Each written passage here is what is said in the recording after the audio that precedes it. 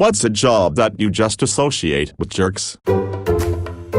I used to do event catering, big concerts, and almost everyone was cool, even the artists, except Alan Jackson, who seemed to go out of his way to be an asshole. But once in a while someone who worked for an artist was just flat out shitty. I get that in a way that's their job, so the star doesn't have to, but it was so unnecessary. By far the worst example of this I ever witnessed was a tour manager for Dolly Parton. Now Dolly herself was very gracious, and short, like I knew she was short, but not that short, but her employee was horrid. Also cool, Bonnie Raitt, Steve Miller and Robin Williams, and none of their people were jerks. Was gonna say this, they literally make their livelihood off of catching celebrities at their shittiest, most vulnerable moments. The recent Britney Spears documentary highlights one of the most extreme examples of this, aka the whole umbrella incident during her highly publicized breakdown in 2007. As if she wasn't having a hard enough time already, she then had to deal with a bunch of dickheads with cameras trying to snap $1,000 photo. They're all fucking scum, and I honestly don't know how they sleep at night.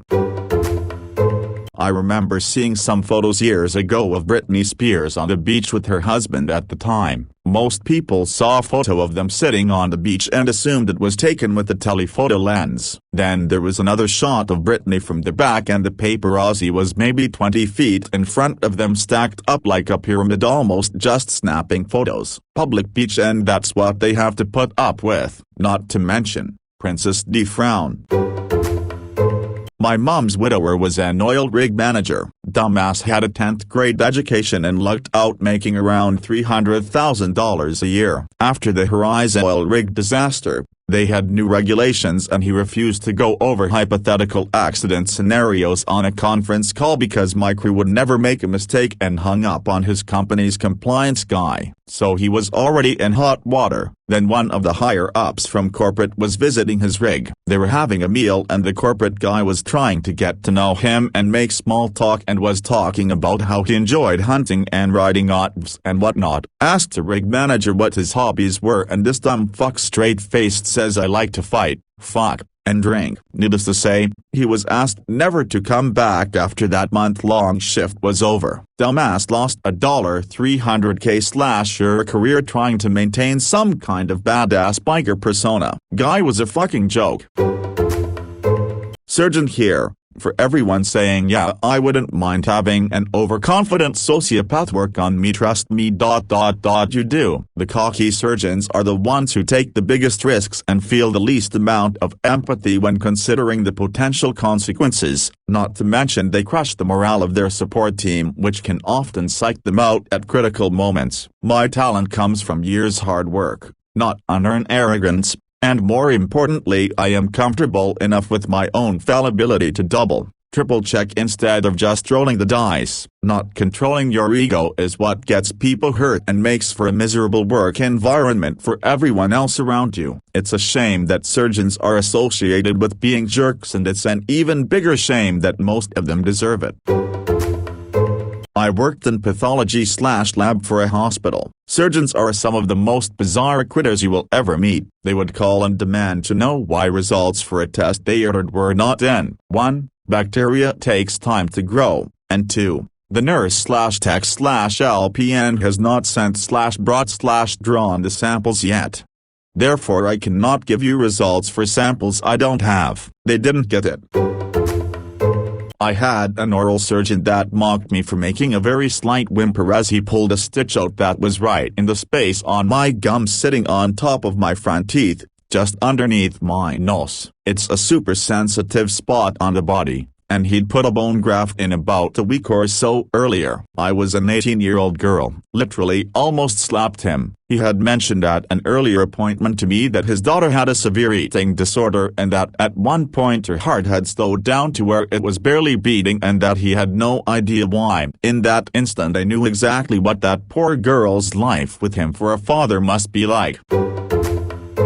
I've worked with surgeons that gave us nurses the code to their personal lounge so we could sneak in and grab a Coke and a string cheese when we were on call overnight. If they had leftover sandwiches or whatever, they'd bring them to us. If a rep brought in lunch, they'd sneak some to us. I also worked with the surgeon who, when I was 8 months pregnant and attempting to waddle off the elevator, shoulder-checked me because I dared to try to exit the elevator when he wanted to get on, and then yelled at me for being rude for being in his way. You let the people on the elevator exit before you get on, and don't physically assault pregnant people, or anyone in general. Thanks for coming to my TED Talk.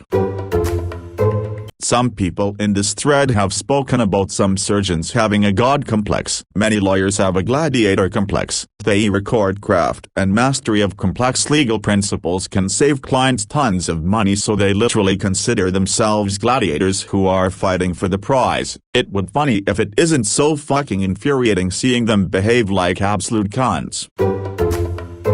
So, after my dad died, I found out he was behind on his taxes. The IRS agent I worked with was actually super nice about everything, and when I told him I was surprised. He told me they often have to act like jerks because they're often dealing with jerks. Sure, some of them are that way all the time, but let's be honest, even in retail, there's always that one employee who thinks they're God's gift. I mean, maybe I just got super lucky. But I've talked to others who've said similar things. As long as you're communicating with them and trying to get things under control, they'll work with you. Don't talk to them, or be a jerk to them, and they don't have to worry about being told off by their boss for being a jerk right back to you, because they aren't customer service. They don't have to worry about if you're happy with their service or not. Just my personal experience. All the IRS agents I've ever dealt with have been some of the most genuinely helpful and considerate federal employees I've ever had contact with. If you're not at the level where you've got a team of lawyers involved, they really just want to help you get your case resolved. That said, they're not going to bend any rules or let anything slide in their quest to get your case resolved, or they wouldn't be IRS agents. In high school, I worked for a survey call center. I got sick of getting shit on by everyone, so I started to pretend to call and randomly fill out myself. My success rate was so high they listened in, and then I got fired. When I got fired, he said it was gonna take 2 supervisors a week of full days to correct the integrity of the survey. Lol. Head chef. I made it to Sue's before leaving traditional kitchen work. They're all fucking miserable unless they own the place and are so rich they can just pay someone else to do the work. The executive chef at my last gig, owner, liked to show up to manager meetings in a car that costs $200,000. I couldn't convince the people in charge of payroll that the reason we couldn't find and retain decent prep cooks was the fact that they paid minimum wage. Also finance brothers, they're all douchebags. I have worked in kitchens for 10 years and have met only 2 solid head chefs. One was a female who was a whiz at the craft, and another is my current head chef who also owns the restaurant. He is a great guy and rarely gets angry. You know you're a good head chef if you get invited to kitchen parties and whatnot, when staff can be comfortable around you outside of work. It's what head chefs should strive for. Look, I'm sorry, but the head chefs I've known have been such fucking narcissists. They all try as desperately as possible to show off how hard they are. People romanticize it, but it really starts to feel super performative and childish. Like, I know it's a tough job, dude, but you're a goddamned asshole. They've all acted like they're absolute gods. Also, they tend to have that simultaneous superiority complex. Like, I've had chefs say to me people think him a nobody because I work in a kitchen, but they have no idea how much genius this takes or some variation. I feel like living through a few religious communities. I no longer believe once a religious leader passes a certain hierarchy placement up the religious ladder of leadership, they know it's all a scam, is a tax-free money grab every Sunday and multiple days in between. Once you learn to make up bullshit events once you're working full-time to scam honest people from their hard-earned money, it's fucking disgusting and makes my blood boil. I had an awesome HR professional in a previous job. She actually got along with all of us, was always kind, and would not hesitate to mediate employees' occasional conflicts justly, calling out abs whenever it existed and putting the offenders in their places in such a way that no one could complain reasonably. Mrs. S., If you ever read this and realize who I am, thanks for making the employment at the school worth it. I enjoyed the time I worked with you. Smile.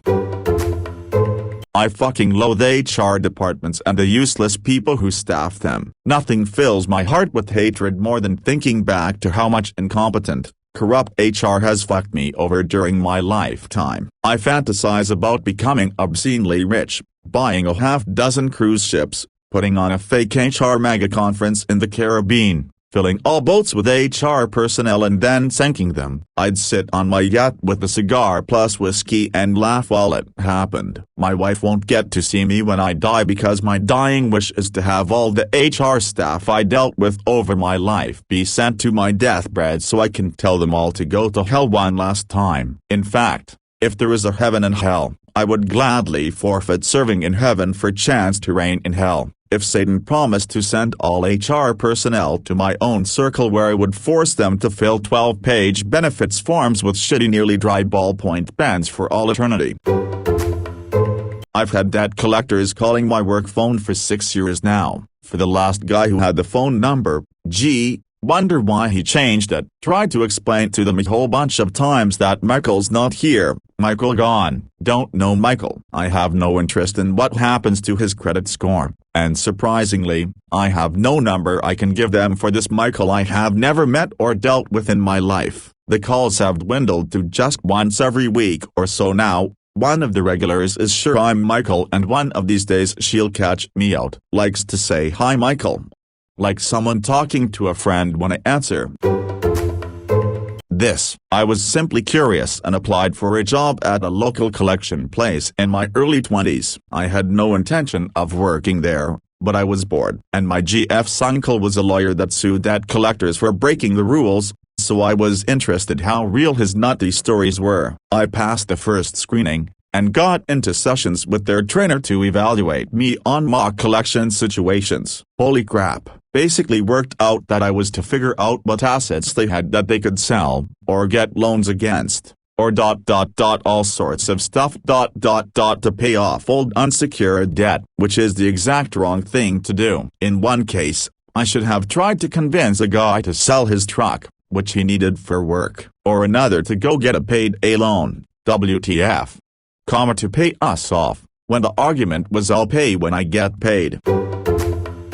Selling important assets that wouldn't be taken in a bankruptcy, or taking on high-interest secured debt to pay off an old defaulted unsecured credit card. Just number. I could tell I didn't pass. I'm good at playing roles, but I couldn't pull this off with a straight face. It was just too evil. I didn't have a grand exit or anything, but when he asked me how I thought I did, I at least said it didn't matter because I didn't want the job convincing people to make terrible mistakes. He started to go on something about debts need to be paid, and I just left. I know there are other nice type places, or at least where you can take that approach, but this was a real scum shop.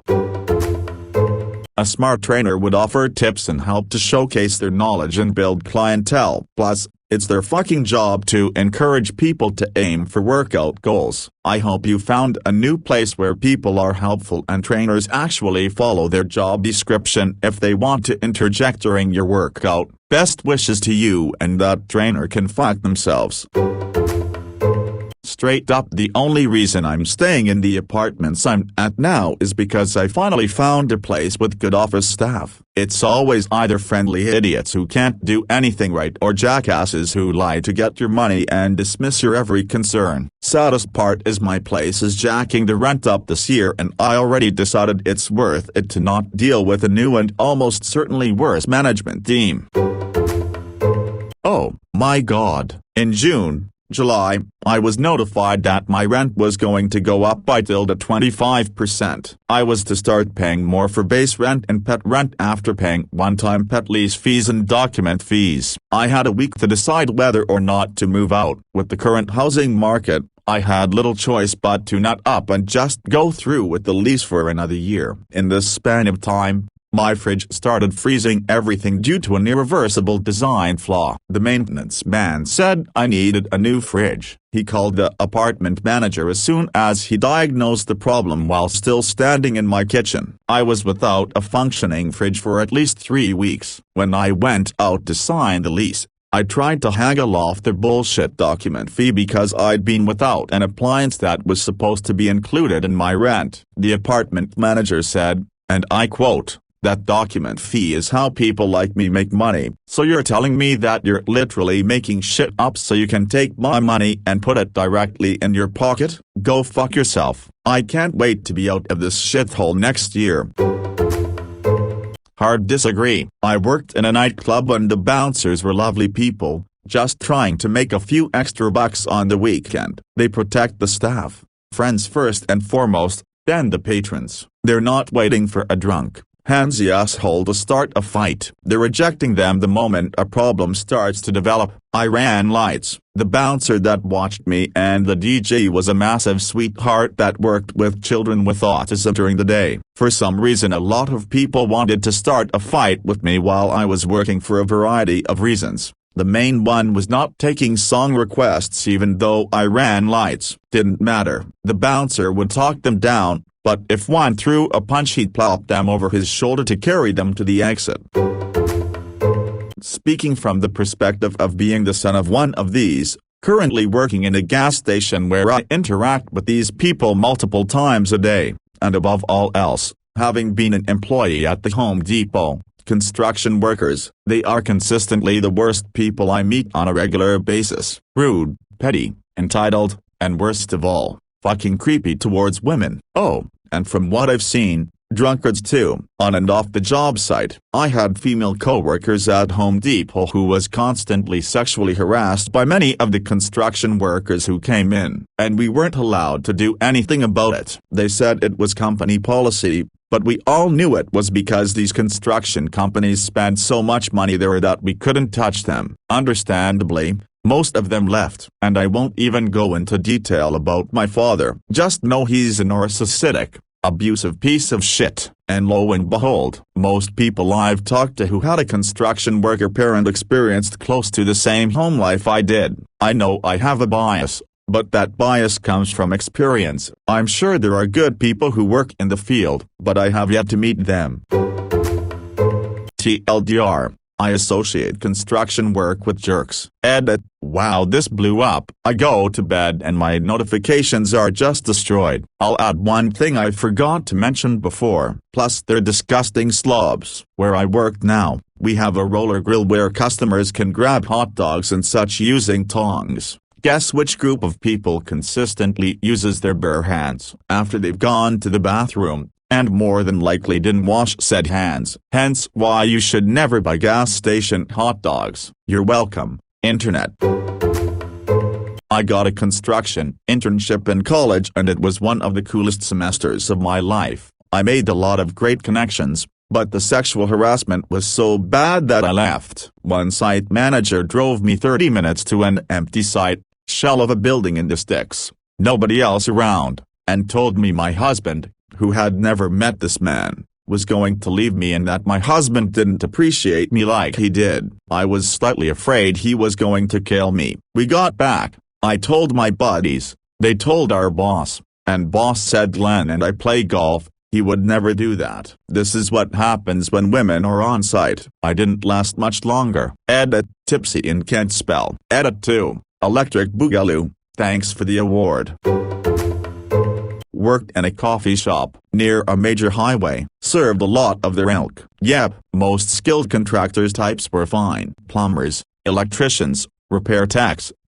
Basically if you fix shit we're cool. If you build shit 9/10 you suck. Super toxically masculine, total good old boys club. Everyone thinks they're better than you for having a real job. Like they're too good to do what you do. None of these dudes applied for their job. Just Tony says he'll put you on their crew if you can show up mostly on time and mostly sober type shit. All of them married nurses for some reason. That 1/10 were the dudes that didn't speak a lick of English. They were always really nice.